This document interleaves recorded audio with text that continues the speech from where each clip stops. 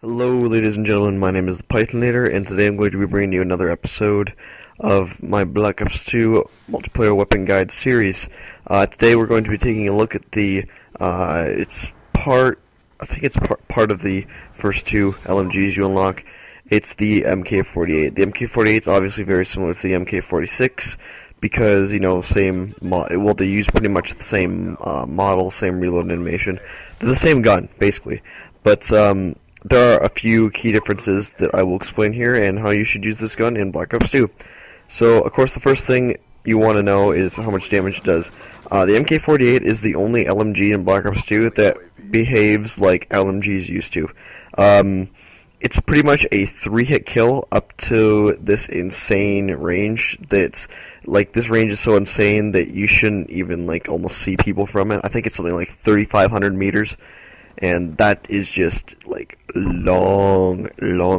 So, it's pretty much a 3-hit kill at any range.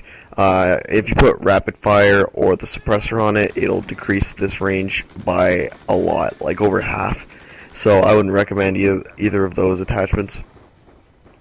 What I would recommend, though, is using the grip attachment on it, because it lets you take full advantage of those longer range engagements because of the high damage at range.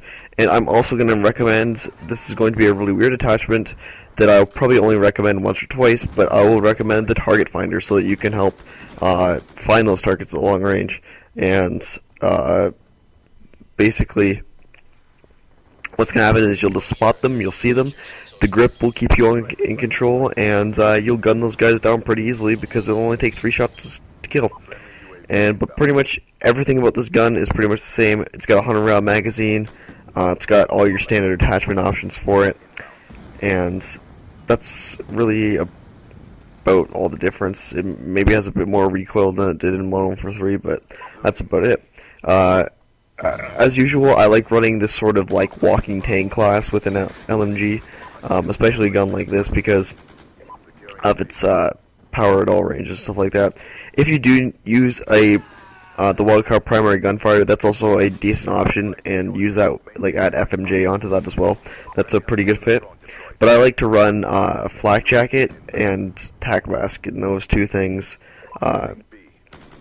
will basically make you, like I said, a walking tank, and no sort of explosives can really harm you at all.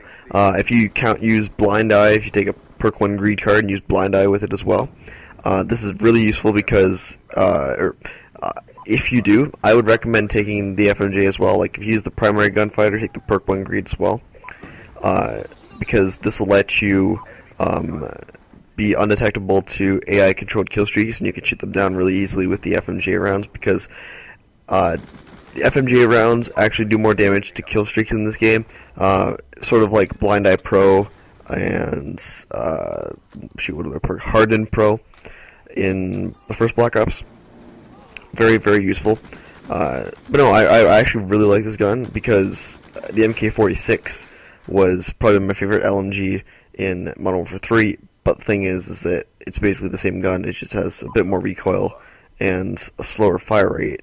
But it does do. Oh wait, I always forget about that. That's patch they did. I guess it doesn't do more damage at range. It's just a slightly worse version of the AK-46, and it's easy to adjust to and all that stuff.